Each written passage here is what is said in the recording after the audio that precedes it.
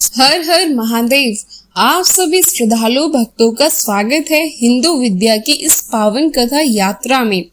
आज हम सुनाने जा रहे हैं बुधवार को आने वाली उस दिव्य प्रदोष व्रत की कथा, जिसे सुनने और करने से मात्र से जीवन के सारे दोष मिट जाते हैं और शिव कृपा हर संकट को हर लेती है। बुध प्रदोष व्रत न सिर्फ बुद्धि और विवेक में वृद्धि करता है, बल्कि भगवान शिव की असीम कृपा का ये साक्षात माध्यम है जिससे हर मनोकामना पूर्ण हो सकती है।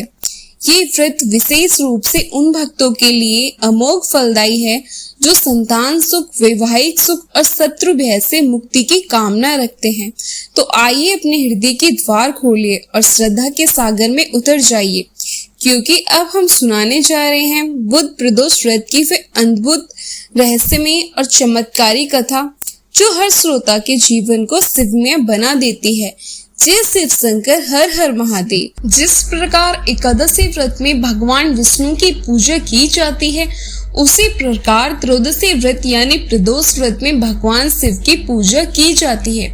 जब त्रयोदशी का व्रत बुधवार के दिन आ जाए तो उस दिन के प्रदोष व्रत को बुध प्रदोष व्रत अथवा सौम्य प्रदोष व्रत कहते हैं। इस व्रत के पालन से बुध ग्रह और भगवान गणेश जी को प्रसन्न कर सकते हैं। जिन जातकों की जन्म कुंडली में बुध ग्रह खराब अवस्था में बैठा हो, उन्हें बुध प्रदोष व्रत विशेष रूप से करना चाहिए। इस व्रत को करने से उन्हें बुध तथा भगवान शिव पार्वती का विशेष आशीर्वाद प्राप्त होता है। इस व्रत का पारण अगले दिन शिवलिंग पर जल चढ़ाने से होता है। बुध सभी ग्रहों में से सबसे बुद्धिमान ग्रह है। बुध के लिए हरे रंग का विशेष महत्व है। अंततः बुध ग्रह की पूजा के लिए हरे रंग के फल, फूल, मिठाई, वस्त्र आदि का उपयोग किया जाता है।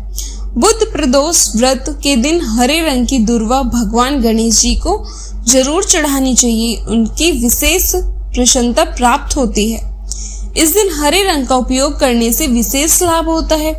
बुध के आशीर्वाद से लंबी आयु वाली संतान की प्राप्ति हो सकती है, जो समाज में बहुत सम्मान, नाम और प्रसिद्धि अर्जित करती है। बुध प्रदोष व्रत का पालन करने से नौकरी और व्यवसाय में मनोवांछित सफलता प्राप्त होती है और मन की सभी इच्छाएं पूरी होती हैं।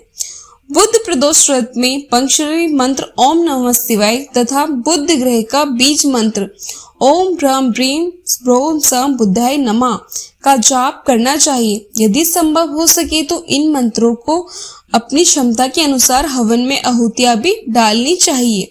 तो चलिए अब बुध प्रदोष व्रत की कथा की शुरुआत करते हैं। प्राचीन काल की बात है। एक समय ऐसा था जब पृथ्वी पर पाप और अन्याय का घोर अंधकार छा गया था। धर्म का प्रकाश धीरे धीरे मंद पड़ रहा था और मानव अपने कर्तव्यों से भटकता जा रहा था। इसी समय हिमालय की तलहटी में एक वृद्ध ब्राह्मण अपने जीवन के अंतिम पड़ाव पर था। उसका नाम था सुदामा, लेकिन ये वही सुदामा नहीं था जो श्री कृष्ण के मित्र थे।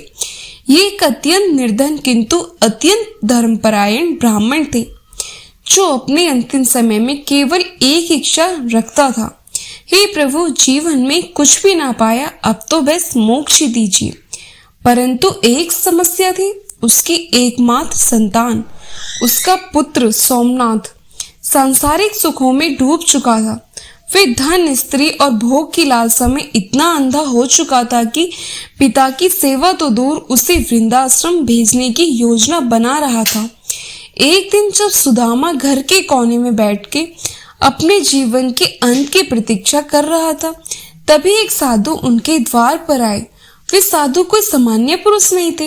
वे स्वयं महादेव के गण नंदी के स्वरूप में धरती पर आए थे। सुदामे ने उन्हें जल पिलाया, पैर धोए और आदर से बिठाया। साधु बोला, ब्राह्मण, तुम अत्यंत पुण्यात्म हो, किंतु तुम्हारी आत्मा अभी भी पीड़ित है। बताओ क्या चाहते हो? सुदामा की आंखें भर आई। उन्होंने अपनी पीड़ा साधु को सुनाई और कहा, बस एक इच्छा है, मेरा पुत्र सन्मार्ग पर लौट आए और मुझे मोक्ष की प्राप्ति हो।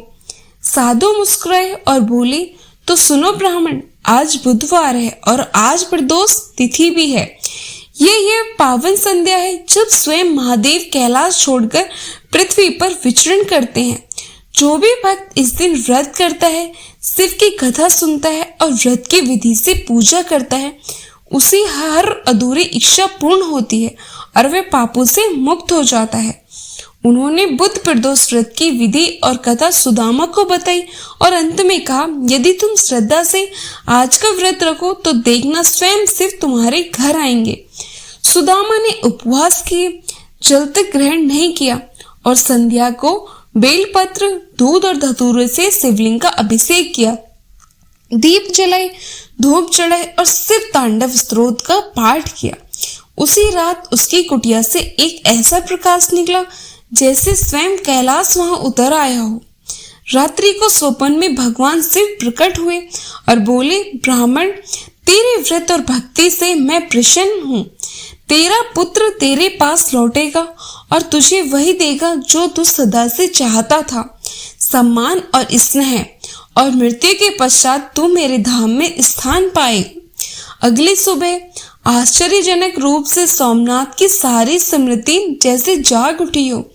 उसकी आंखें भर आई। वे दौड़ता हुए अपने पिता के पास आया, उनके चरणों में गिर पड़ा और कहा, पिताश्री, मैंने बहुत पाप किए हैं, कृपया करके मुझे क्षमा करें।